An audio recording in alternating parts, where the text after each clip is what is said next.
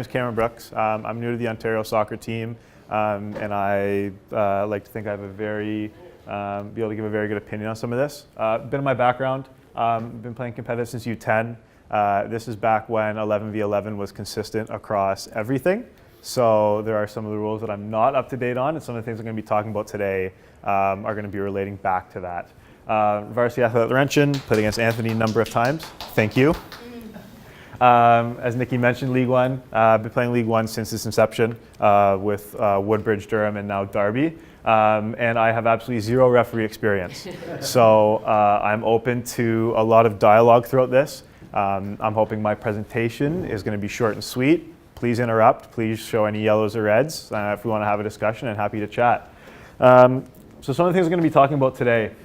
These are things that I've just seen growing up, things that I've been a part of that have frustrated me in a game, things that I see now with referees that I love and I think is working really well, and things that I've heard about that, again, both are working really well and are doing well, and things where things didn't go great. And I think at the end of the day, understanding and application of the rules, ego and control, and communication are the three things that realistically, and to Nikki's point we talked about the other day, all will lead back to consistency. Right now, as I mentioned, playing League One, a lot of these things level up to League One, and the spectrum of what we see and what we deal with in League One, and I'm sure Anthony's seen this with OUA as well, it's so broad and it's so wide, and it would just be nice to be able to bring it so much closer together. So from game to game as a player, we don't necessarily have to worry about us changing drastically from game to game in order to just be able to play and do what we want to do, and at the end of the day, that's win at that level. So first is knowledge and application of the rules. Especially at a younger age, and this is where a lot of these things are coming from, need to know what they're calling and the ability to properly apply the rules of the game at all ages. I think my number one experience when I was playing, it was a U15 Ontario Cup game, one of the later rounds. I'm a defender, so I headed the ball back to my goalkeeper. Goalkeeper's in the box, picks up the ball, referee calls a back pass. The indirect free kick led to a goal. We lost the game 1-0. That, again, to Anthony's point, a cup game.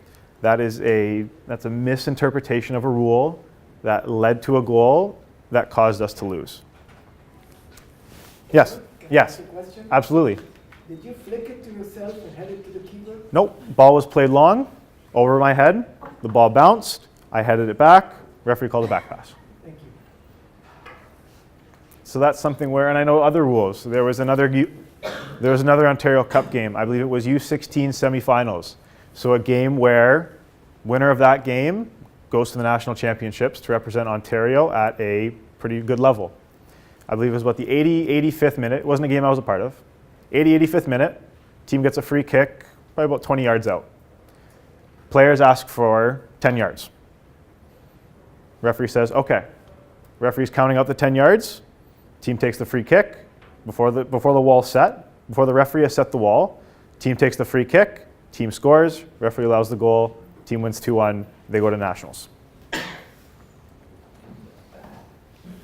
Another misapplication of a rule in a big game that led to a team losing their spot to go to a massive tournament and represent their clubs and represent themselves.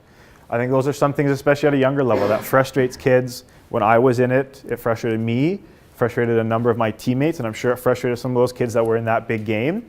And to Nikki's point the other day, that at certain levels is what causes kids to lose a desire to play.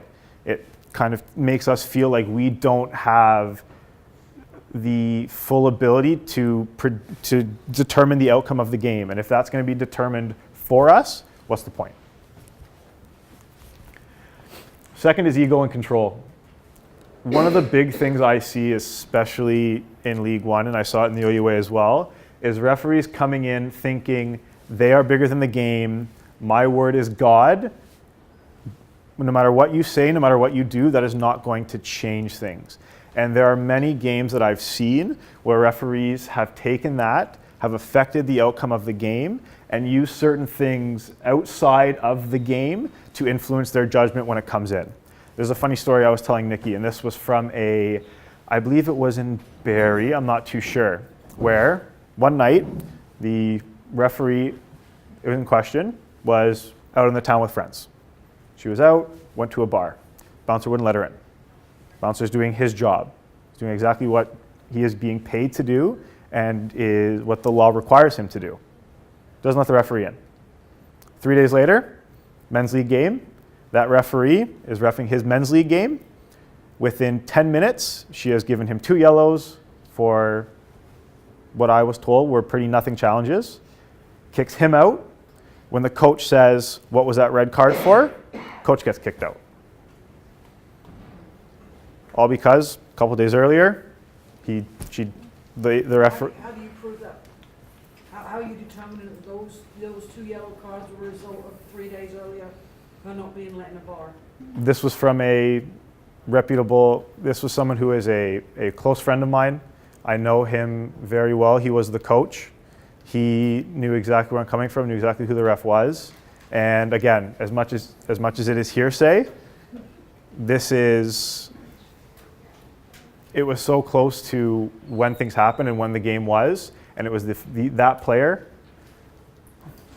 I think that's something where, that's just a story I have, but there are so many times when there's a chance that referees will let past games that might be competitive, let outside things affect their judgment, and I've seen it and I've been a part of it. So, Can I just say it absolutely. shouldn't happen, but it does happen because it's human nature for that to happen in life, not just referees. Absolutely, absolutely. If somebody does physically or verbally abuse you during a game, they happen in the next game. Shouldn't happen, but it is part of the game. It's part of, as was alluded to before, you get to know players and who the trouble causers are, who you can talk to, Yep. how you can talk to. And if some people, for instance, ball goes out of play, ball player put the hand up, they know who's doing that. Oh, absolutely. They're trying to kick the referee. Absolutely. The same person doing it all the time, you're going to get a referee, maybe go on the side of the other person, it's a 50-50. Absolutely. That's just human nature. And It will happen. for sure, and no, and the thing about this referee in question is this referee is someone that I've had many times growing up, and someone who does the exact same thing every single time. So there must be an avenue for you as a player to report that referee. And to the best of my knowledge, we have. And things have not changed with this referee. Why is that? So, pardon me? Why is that? Why have things not changed? That's, You're a month into the job. yeah. No, I'm It just is- asking. why- There's no punishment for the refs. The coaches get fined, the players get fined. But the refs can do one. I don't know if the coaches or players get fined. Can I It's say something? Tony, you can definitely step in. Can I respond to that? The fact that coaches think that nothing happens to the referee, it's sad that we hear that. The referee are under the same discipline policy as players and coaches. And we have suspended referees, we have dealt with referees. So to say that nothing happens, it's not fair. You say? Yep.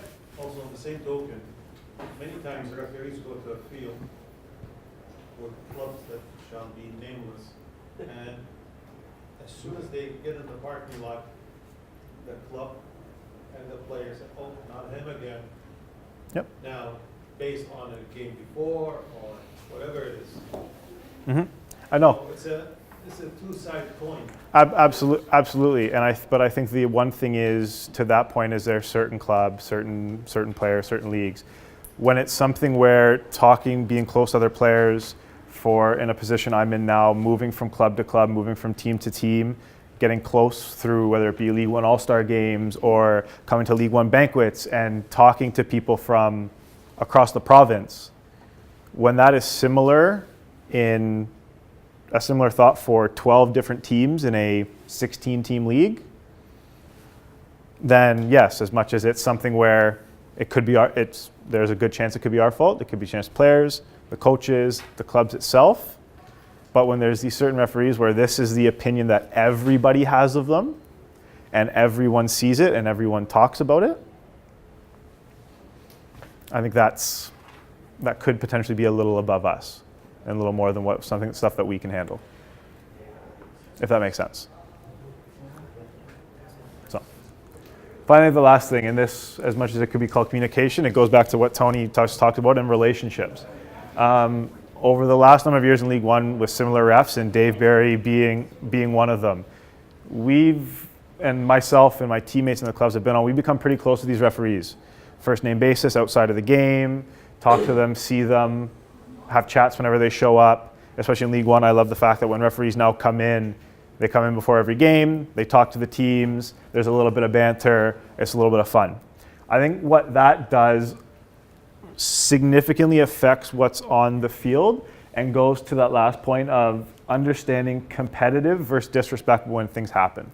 I think there's too many times when 20 minutes in, a bit of a foul happens, soft or not, guy goes down, referee makes a big call in a big position, and as a defender, I know I am guilty of potentially calling out some bad things and saying some words I potentially shouldn't say. But I think there has to be, and for some refs there's a great understanding of when a player says something in frustration because it's a big game, a League Cup final. I mean, now with League One factoring into the national championships, for big teams and big games, every game counts. Like, this is something where players like myself who probably will not go to that next level, this is a chance to get to a level where we're going to be under a bit of a spotlight. We have a chance to showcase ourselves, and we all want to get there. And understanding when a player is just being competitive and wanting to win, rather than being disrespectful and trying to demean the referee, demean your opinion, your call, the foul, that's two different things. And I think with some referees, there is definitely a little bit of leniency, and I'll go back to the camaraderie and the banter.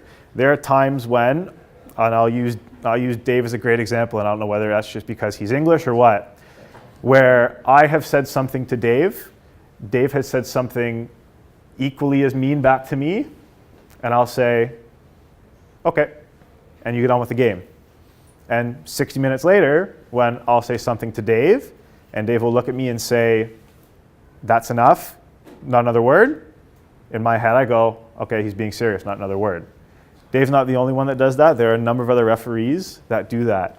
And I believe it's because they understand us, they know us, and like Tony said, get to know the players, get to know the teams. I find there's too many referees, or not too many referees, there are referees that come in with this conceived notion. It goes back to the whole ego thing where you question their call, you question a big foul, and it is immediately to the yellow card, immediately to the judgment, and something that really affects the outcome of the game. There is one, and I think this is a great one, I brought it up to Nikki. Don't name them. I am not going to name the referee. I will not name the referee, and I will end on this. It was the end of a game, League One. I believe the game ended 1-1. Really tough game, kind of towards the end, both teams were wanting to win, getting a little chippy. Game ends. At the end of the game, referees in our end, that's where the play finished. The captain of my team, who, and I know if I said the name to Anthony Joe Zuppo, very respectful guy, doesn't really say many mean things, isn't in the ref's face all the time. The words that came out of his mouth were, didn't have a yellow card, had no incidents with the ref throughout the game. The words that came out of his mouth were, ref, that was shocking. Referee immediately turned around, gave him a red card. After the game was over, just for saying that was shocking. I think stuff like that kind of has to change. So, I mean, there's some of the key takeaways from what I hope I got. Know some of the rules and know how to apply them, when to apply them properly, and be able to communicate them to the players when there's things that they don't understand. I would love to sit on some of Tony's sessions and try to see what are some of the things I don't know, what are some of the things where when a referee makes a call, some things that I don't understand that where if I take it in, I can say, okay, I can see how you call that a foul, I'm gonna get on with the game, rather than getting mad, getting frustrated, saying something that I might not wanna say. Manage the game, don't run the game. You are there to control and keep the players safe, apply the rules. You're not there to determine the outcome. And then finally, open lines of communication. I was talking to Dave Kelly in our office about a story he had from when he went over to, I believe he said it was Sweden. And at a very young age, I don't know if anyone else knows this, what they do is they played, much like OPDL, they played either 3 periods or 4 quarters. And at the end of at every stoppage, the referee would walk over to both teams' coaches, and say, how did you think I do? Any questions on this call? Anything you wanna discuss from what you just saw? No? Okay, let's play. Or if there's something, they have that open dialogue, they discuss. It's something throughout the game where there's that mutual understanding of where the referee's coming from when he makes certain things, where coaches are coming from when they get frustrated, and apparently that open dialogue has really affected how referees ref over there and how the relationships there are potentially a little better than they are in places like, let's say, Portugal, for example.